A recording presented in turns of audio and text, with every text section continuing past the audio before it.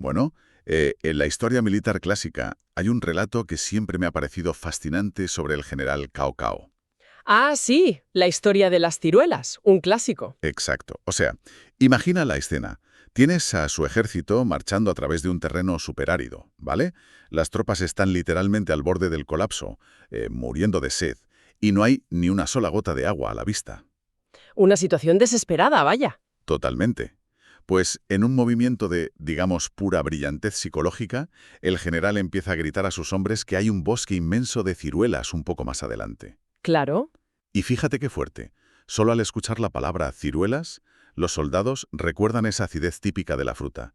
Y de forma automática, instintiva, la boca de cada hombre se llena de saliva.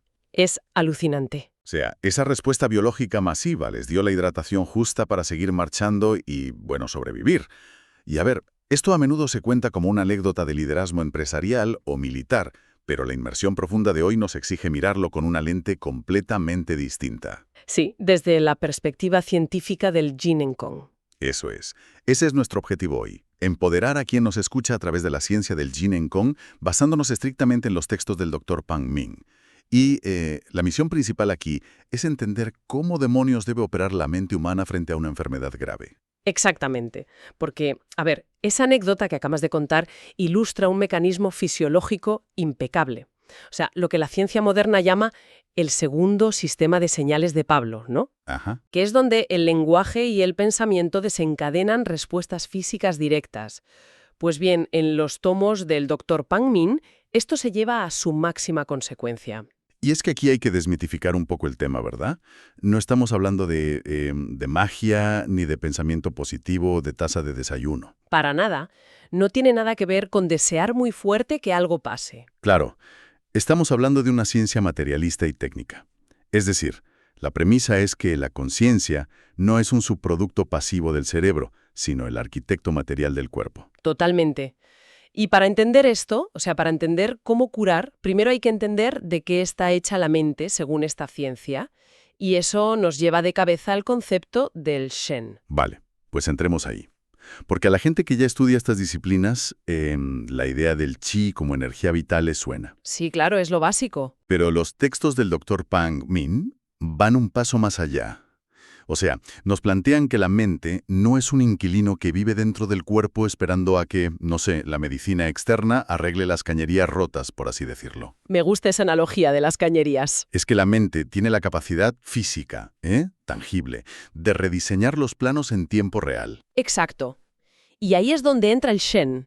En la teoría de la entidad holística Hunyuan, el pensamiento, el Shen, no es algo etéreo o flotante. No. Que va, es una forma especial de materia. O sea, es la forma más refinada y elevada de materia en todo el universo. Wow. Fíjate, todo lo que existe está compuesto por Hunyuanchi. Vale, una sustancia primordial que engloba tres cosas: masa, energía e información. Masa, energía e información, vale. Eso es.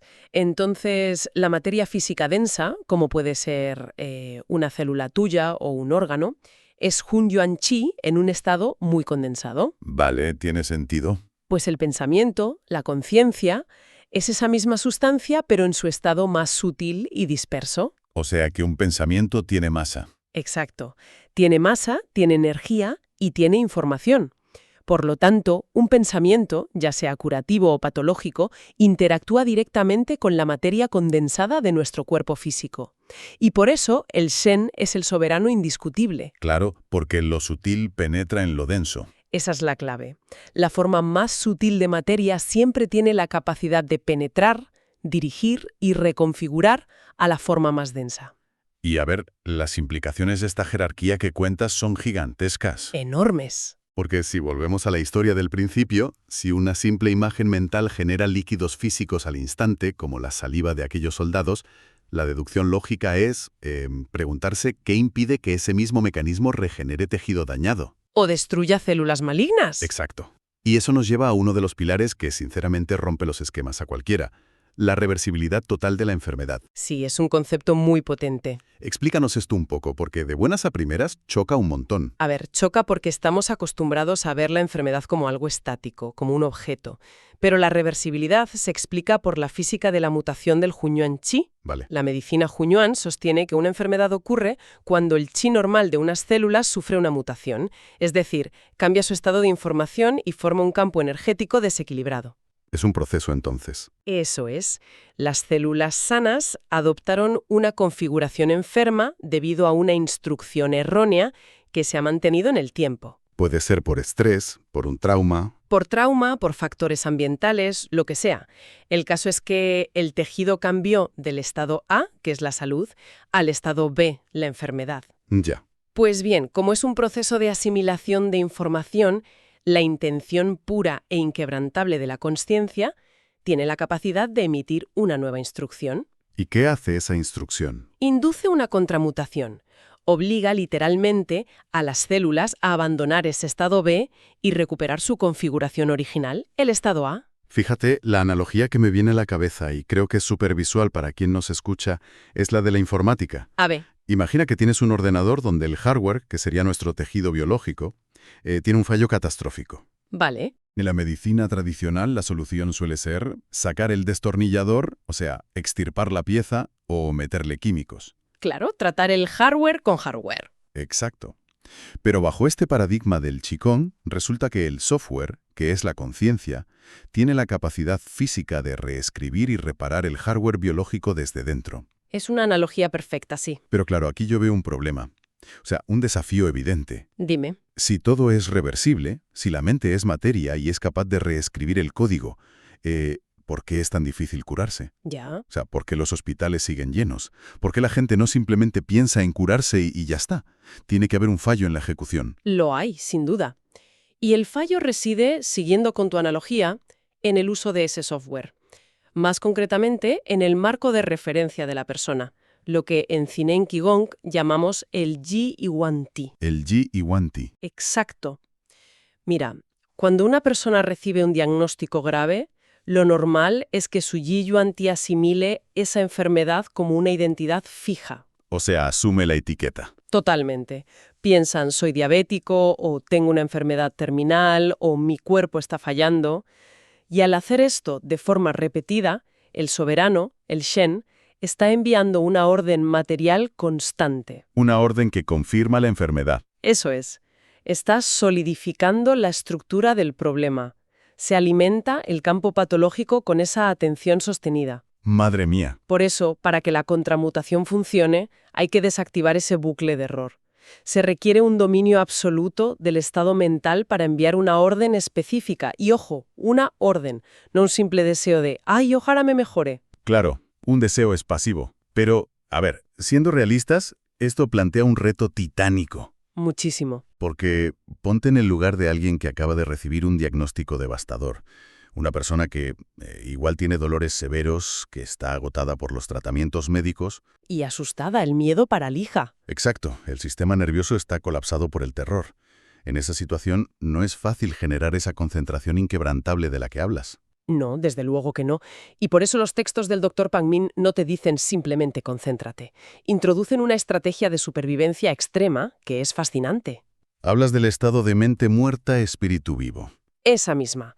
Y te digo que no es una meditación relajante, ¿eh? Es una disciplina casi marcial aplicada a la biología.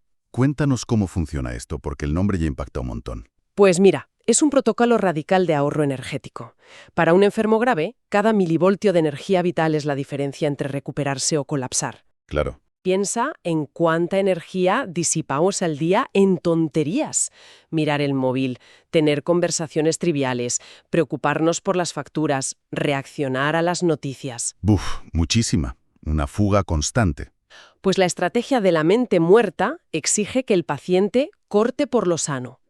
Debe cesar por completo cualquier interacción con el mundo externo. O sea, debe comportarse literalmente como un muerto viviente hacia el exterior. A ese nivel. A ese nivel.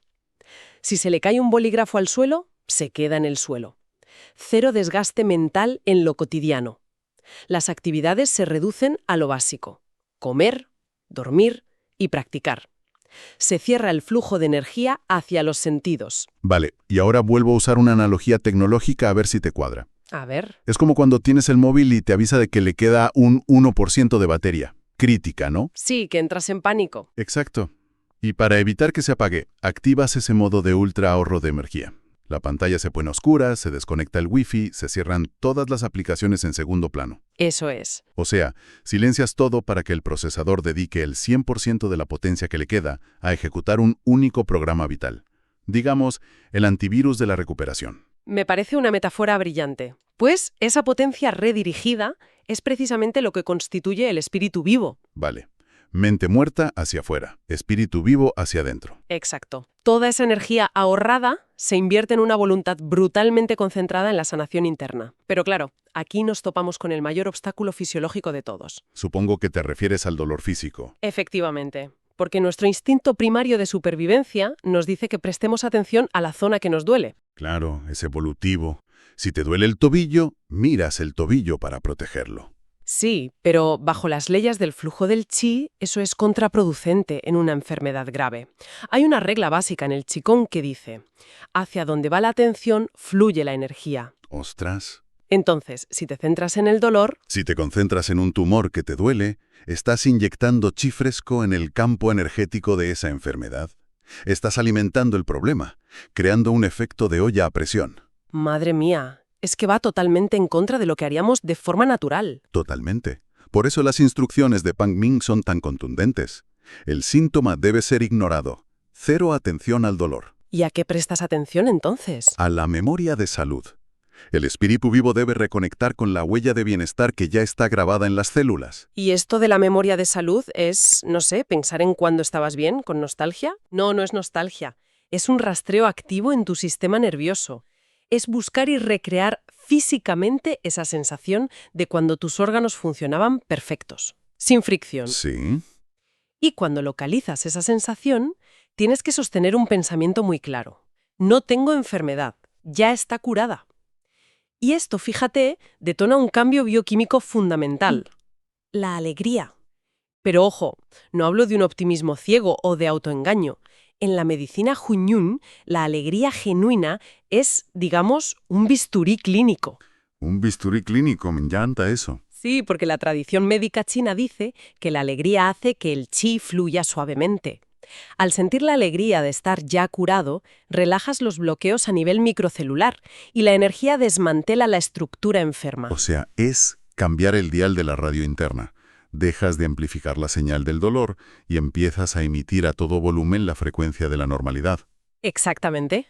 Bueno, la lógica es aplastante si te la aplicas a ti mismo con una disciplina férrea. Pero claro, aquí surge una duda inmensa. A ver. ¿Qué pasa cuando el enfermo no somos nosotros?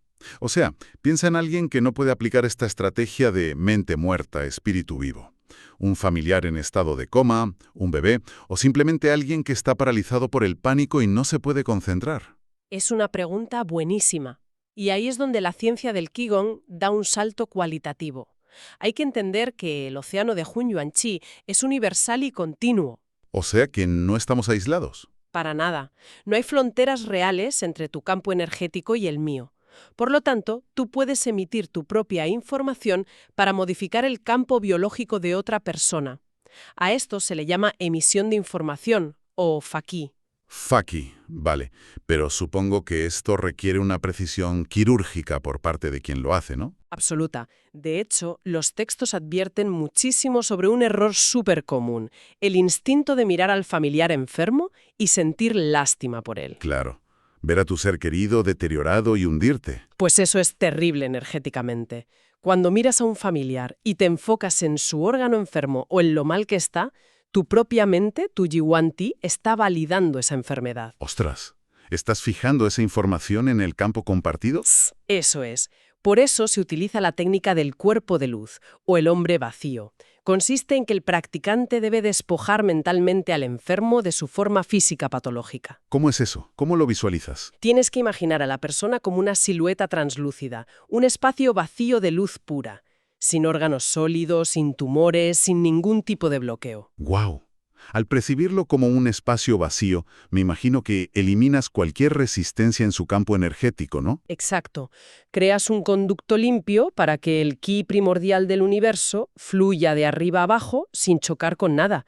Y sobre ese lienzo vacío emites la instrucción. Y aquí tengo entendido que no sirven los típicos mensajes de ánimo. No, ni pensar en voy a luchar contra tu enfermedad. Claro, porque si luchas contra un enemigo, le estás dando entidad, asumes que es fuerte y real. Totalmente. La instrucción que se envía es una orden afirmativa, imperativa y libre de conflicto.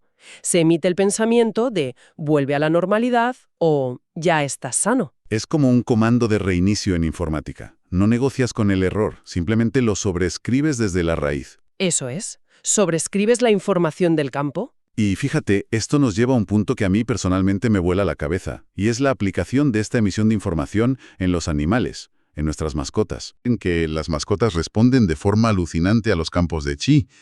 Cuéntanos por qué pasa esto, porque entiendo que tiene que ver con cómo procesan la realidad. Pues volvemos al famoso Jiyuanti. Los seres humanos tenemos un ego rígido, una mente muy racional. Y esa mente actúa como un filtro. Sí, somos muy césticos. Claro, tu mente te murmura constantemente que un milagro es imposible o que el médico te ha dado un mes de vida, y eso es lo que hay. Y ese escepticismo funciona como un escudo que rebota el chi curativo. Exacto, pero los animales no tienen ese filtro racional. Claro, no tienen un programa de sabotaje interno. O sea, un perro no se sienta a analizar unas analíticas ni proyecta un futuro negro basado en estadísticas. Para nada. Viven en el presente y su campo biológico está completamente abierto.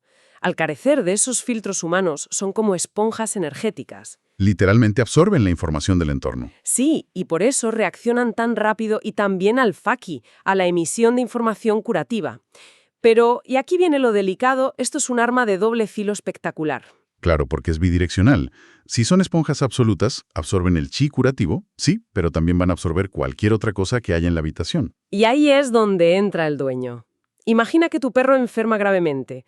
¿Cuál es la reacción humana estándar? Buf, te hundes. Te sientas a su lado, lo acaricias llorando y no paras de pensar en que lo vas a perder. Es un sufrimiento atroz. Pues desde la óptica del Qigong, ese duelo anticipado tiene consecuencias biológicas nefastas para el animal. Madre mía. O sea que nuestro dolor les afecta físicamente. Directamente. El terror y la angustia del dueño generan un campo de Hunyuan Chi densísimo, pesado y cargado de información patológica. Y como el animal es una esponja sin defensas racionales, Lo absorbe todo. No sabe separar tu angustia de la suya. Así que el dueño, con todo el amor del mundo, le está inyectando físicamente información de muerte y desesperanza a su mascota. ¡qué fuerte! Estás aplastando su poca vitalidad residual sin darte cuenta. Exacto. Claro, pero, a ver, esto requiere un nivel de control emocional que sinceramente roce el estoicismo. O sea, ver a tu perro o a tu gato enfermo y no llorar. Es durísimo, pero los textos son claros. El llanto compasivo en esa situación es veneno energético. Se exige aplicar lo que llaman la sonrisa interna. ¿La sonrisa interna? Sí, el cuidador tiene que forzarse a emitir un estado de ánimo pacífico, alegre y completamente seguro de la salud de su mascota, por muy mal que pinten los síntomas. O sea, la empatía da un giro de 180 grados. Totalmente. Ya no se trata de demostrar amor sufriendo a su lado, sino de ser una especie de ancla inquebrantable. O sea, tu alegría serena no es para consolarte a ti, es literalmente un bisturí. Es una transfusión directa de información de vida. Es lo que el campo biológico del animal o del familiar inconsciente necesita para arrancar su propia curación. O sea, gestionar tu propio estado emocional se convierte en el acto de cuidado más profundo que existe. Es alucinante. Es pura responsabilidad energética. Bueno, para ir resumiendo lo que hemos destripado hoy de los tomos del Dr. Pan Ming, que tela marinera. Ha sido intenso, sí. Mucho. Hemos visto cómo se desmantela esa visión pasiva de la enfermedad. La mente, el Shen, es materia soberana que puede obligar a las células a dar marcha atrás y recuperar su estado sano. Y hemos hablado de la brutal eficiencia de la mente muerta y el espíritu vivo, o sea, cortar todo contacto sensorial para blindar los recursos del cuerpo y enfocarse al 100% en la sanación. Exacto. También hemos analizado el método del cuerpo vacío para emitir ki a terceros, borrando la enfermedad de nuestra mente para dejar que el ki trabaje sin bloqueos. Y por supuesto, la enorme sensibilidad de los animales, que nos demuestra cómo nuestras emociones son ondas físicas que alteran la biología de los que nos rodean. Lo cual nos deja un panorama increíble. Todo esto nos redefine como emisores activos de comandos sobre la materia. Y claro, esto va mucho más allá de curarse un resfriado o salir de un apuro clínico. A ver, como experta te digo que esto toca la raíz de cómo entendemos el cosmos. Totalmente. Piénsalo. Si la conciencia humana enfocada es la materia más rápida, maleable y poderosa del universo, y si tiene la autoridad física para reorganizar la materia enferma en algo armonioso, Ajá. entonces resulta que nuestra mente no evolucionó solo para huir de los leones en la sabana. Es una tecnología biológica precisa. Es la herramienta con la que el universo intenta organizar su propio caos y sanarse a sí mismo. ¡Wow! Eso deja en el aire una incógnita gigante para quien nos escucha. Si cada pensamiento que tenemos es una orden física, un pulso real de energía que reescribe la realidad celular a nuestro alrededor, Sí. imagínate qué pasaría, qué transformaciones veríamos en el mundo si la humanidad empezara a gestionar sus pensamientos cotidianos, asumiendo en cada maldito segundo esa aterradora y magnífica responsabilidad material. Te deja pensando desde luego. Y tanto. Bueno, ahí queda esa reflexión para quienes siguen este análisis. Ha sido un viaje fascinante.